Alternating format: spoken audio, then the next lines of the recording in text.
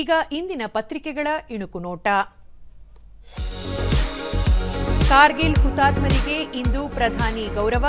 ಕಾರ್ಗಿಲ್ ಯುದ್ಧ ಗೆಲುವಿನ ವಿಜಯೋತ್ಸವಕ್ಕೆ ಬೆಳ್ಳಿ ಹಬ್ಬದ ಪ್ರಯುಕ್ತ ಭಾರತೀಯ ವಾಯುಪಡೆಯಿಂದ ಏರ್ ಶೋ. ಮುಂಗಾರು ಅಧಿವೇಶನಕ್ಕೆ ತೆರೆ, 12 ವಿಧೇಯಕ ಅಂಗೀಕಾರ, 37 ಗಂಟೆಗಳ ಕಾಲ ನಡೆದ ಕಾರ್ಯಕಲಾಪ. ಖನಿಜಗಳಿಗೆ ತೆರಿಗೆ, ರಾಜ್ಯಕ್ಕೂ ಹಕ್ಕು, ಸುಪ್ರೀಂ ಕೋರ್ಟ್ ಪೂರ್ಣ ಪೀಠದ ಮಹತ್ವದ ತೀರ್ಪು.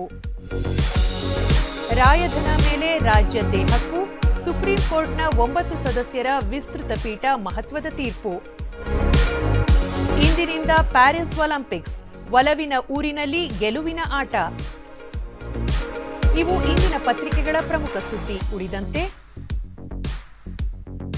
ರಾಜಧಾನಿಯಲ್ಲಿ 37 ಡೆಂಗಿ ಹಾಟ್ಸ್ಪಾಟ್, ಹೆಚ್ಚಿನ ನಿಗಾ ವಹಿಸುವಂತೆ ಅಧಿಕಾರಿಗಳಿಗೆ ಸಚಿವ ದಿನೇಶ್ ಗುಂಡೂರಾವ್ ಸೂಚನೆ. ರಾಷ್ಟ್ರಪತಿ ಭವನದ 2 ಸಭಾಂಗಗಳ ಆಂಗ್ಲ ಹೆಸರು ಬದಲು, ದರ್ಬಾರ್ ಹಾಲ್ ಇನ್ನು ಗಣತಂತ್ರ ಮಂಟಪ, ಅಶೋಕ್ ಹಾಲ್ ಇನ್ನು ಅಶೋಕ ಮಂಟಪ.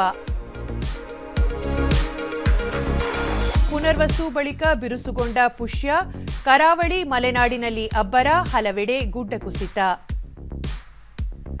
3 ದಿನದಲ್ಲಿ 5,000 ರೂಪಾಯಿ ಇಳಿಕೆ, ಕೇಂದ್ರ ಬಜೆಟ್ನಲ್ಲಿ ಕಸ್ಟಮ್ಸ್ ಸುಂಕ ಕಡಿತ, ಚಿನ್ನ ಬೆಳ್ಳಿ ಧಾರಣೆ ಕುಸಿತ.